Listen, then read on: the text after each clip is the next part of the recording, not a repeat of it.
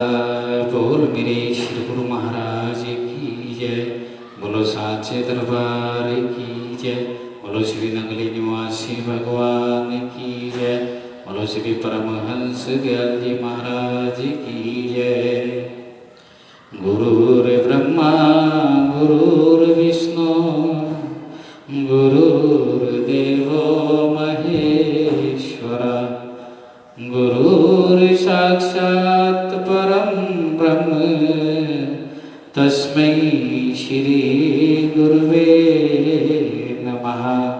बोलिए सांचे दरबार की जय। प्यारे गुरुमुखो, कल आपने 50वां अध्याय सुना। आज 51वां पाठ प्रारंभ कर रहे हैं। बड़े दिन सुने। कल की कथा में आपने कई रोचक बातें सुनी। आज दादा गुरु महाराज जी के उपदेशों का व्याख्यान कुछ इस तरह से करेंगे। एक रोज इरशाद हुआ कि एक बंगाली अपने ख्वाबिन से असीम मोहब्बत करती और उसको जान से भी ज़्यादा प्रिय समझती थी, मगर उसकी सास ऐसी झरपट माई थी कि वह हमेशा बहू से झगड़ा रखती। उसने अपने बेटे को भी औरत की तरफ से रुष्ट कर रखा था। जब कभी माँ के सिखाने पढ़ाने से वह अपनी औरत पर अनाचार करता तो वह बड़ी नरमी के साथ हमेशा यह जवाब देती थी कि आप सच्ची और झूठी मोहब्बत में अंतर नहीं कर सकते। आखिर उसने सोचा कि इसकी बात की आजमाइश करनी चाहिए कि इसकी बात में कहाँ तक सच्चाई है।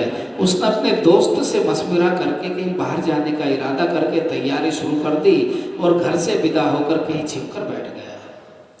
3 रोज के बाद अपने हमराही साथी को सिखाकर घर भेज दिया कि तू मेरे घर जाकर रोना पीटना और कहना कि तुम्हारा लड़का मेरे साथ फला गांव गया था, वापसी के वक्त राह में शेर ने फाड़ खाया। मैं बमुश्किल तमाम कठिनाइयों से जान बचाकर यहाँ आ पहुँचा हूँ।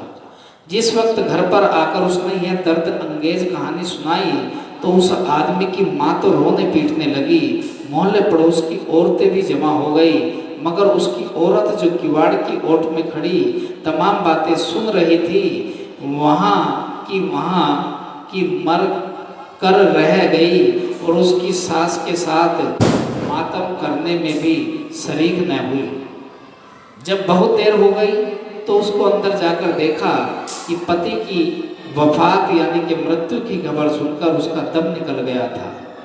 जब उसने खाबिद ने घर आकर कुल हालात मालूम किए तो उसे अपनी हरकत पर सख्त गिलानी हुई और उस वक्त पर कुछ ऐसी हालत व्याप्त हुई कि उस सती की याद में घर बार छोड़कर दीवाना वार यानी कि पागल जैसा घूमने लगा।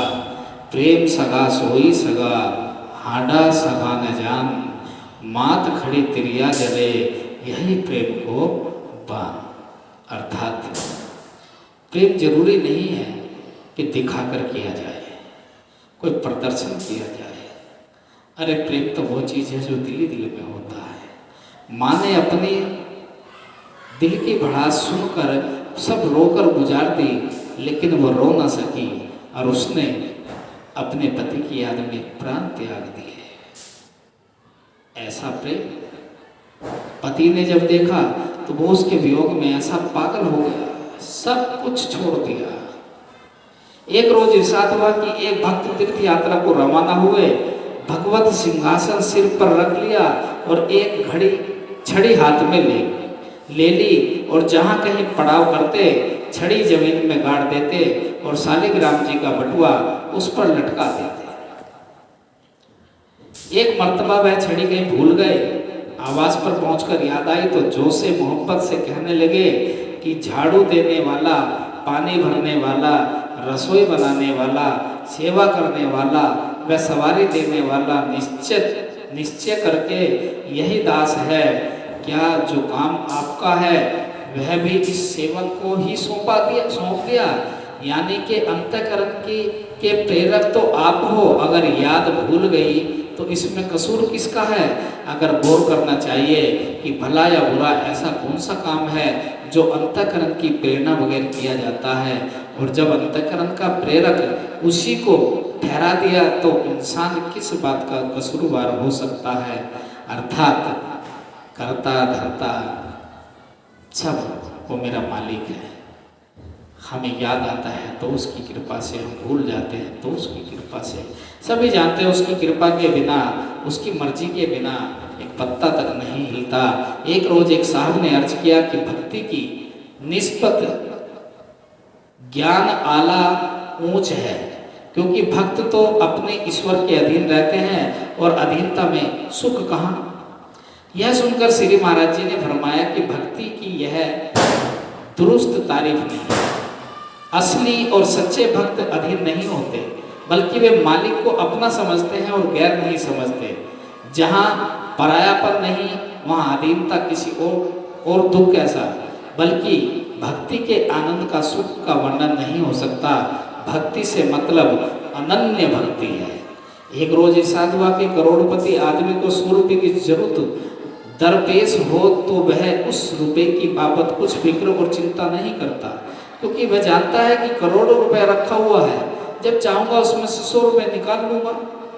इसी तरह पर भक्तजन यह समझते हैं कि तमाम चीज़ों का केंद्र और मकसद स्रोत उनका इष्ट देव है, और जब उनको हासिल कर लिया तो गोया तमाम चीज़ें हासिल हो गई।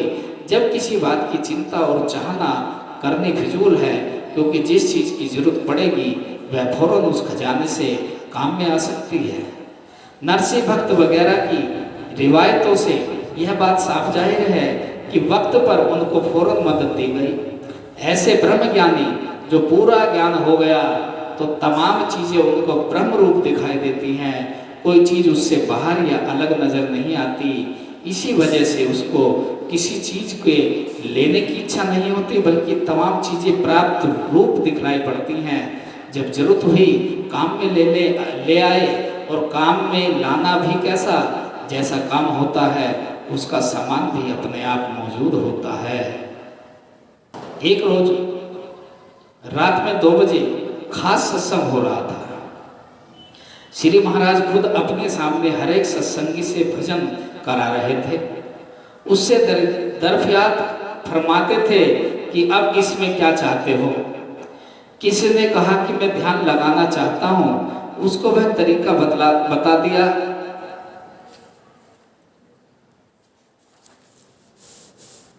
किसी ने अर्ज किया कि मैं प्रकाश देखना चाहता हूँ, उसको वह युक्ति सिखा दी। किसी ने समाधि के बारे में इल्तिजा की, उसको वैसी राह बता दी। किसी ने शब्द सुनने का शौक जाहिर किया, उसको वैसा रास्ता बता दिया। किसी ने सुर्त चढ़ाने की तरकीब दरियाफ्त की, उसको वैसी बात सिखा दी। गरज हरेक से दरियाफ्त करके उसको ख्वाहिश के मुताबिक फरमा देते। जब सबसे दरियाफ्त फरमा चुके तो एक शख्स जो दबा हुआ कोने में बैठा था उसकी तरफ निगाह की और फरमाया कि कहिए साहब, आपको क्या ख्याल है। उसने यह रुबाई पढ़ी, न जाहो जलाले कि प्रिया में बहासे में, न दर्द तिराहे में दवा में ख्वाह में, हर कस जोरे तू मैं मलतबे में ख्वाह में, माखक दिलाम अज तू तिरा मैं ख्वाह में। आप यह सुनकर मुस्कुराए, फरमाया कि अच्छी बात है। एक रोज इरशाद हुआ कि किसी औरत ने अपने मकान का कूड़ा झाड़कर बाहर फेंकते वक्त कहा कि कृष्ण अर्पण। कहीं उधर से नारद जी महाराज गुजर रहे थे। औरत की यह हरकत और अपने स्वामी ईश्वर कृष्ण का अपमान न सह सके और एक चांटा उस औरत के बड़े जोर से रसीद किया। उस औरत ने थप्पड़ खाकर भी कहा कि कृष्णार्पण।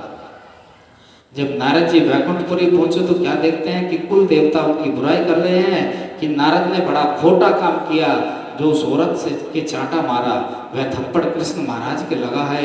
यह सुनकर नारद जी के होश उड़ गए और कृष्ण जी महाराज के चरणों में सिर रखकर माफी क्षमा मांगी और प्रार्थना की। उन्होंने फरमाया कि नारद जी, तुमने हमारा तो कोई कसूर नहीं किया, अगर चांटा मारा तो उस औरत के मारा, फिर हमसे किस बात की माफ़ी चाहते हो? अगर माफ़ी मांगनी है तो उस भक्तिन से ही जाकर मांगो ना। नारद जी यह सुनकर उस औरत के पास दौड़े आए और बहुत नम्रता से माफ़ी के खास्तगार हुए। तो उसने औरत ने जवाब दिया कि यह भी कृष्ण अर्पण। जब नारद जी माफ़ी मांगकर बैकुंठ वापस गए तो क्या देखते हैं कि उनकी माफ़ी का ख्याल और थप्पड़ मारने का कसूर दोनों साक्षात साकार सूरत कृष्ण जी के सामने खड़े कह रहे थे कि महाराज हमको बताइए हम कहाँ जाएं। कृष्ण महाराज ने फरमाया अब तुमको और कहाँ जगह बताऊं, तुम भी मुझ में ही समा जाओ। और यह सुनकर वे दोनों सूरतें उनमें समा गई। अर्थात जो भी कार्य करो भगवान को अर्पण करके करो, गुरु को अर्पण करके करो, तो आपके सुख तो सुख, आपके दुख भी भगवान के हो जाएंगे। फिर आपको कभी जीवन में संकट नहीं आएगा, कभी आपको कोई दुख नहीं होगा, क्योंकि आपके दुख भगवान के दुख बन जाएंगे। इन्हीं शब्दों के साथ आज की वाणी को विराम दूंगा। बोलिए सांचे दरबार की जय, बोलो श्री नंगली निवासी भगवान की जय, बोलो श्री परमहंस दयाल जी महाराज की जय।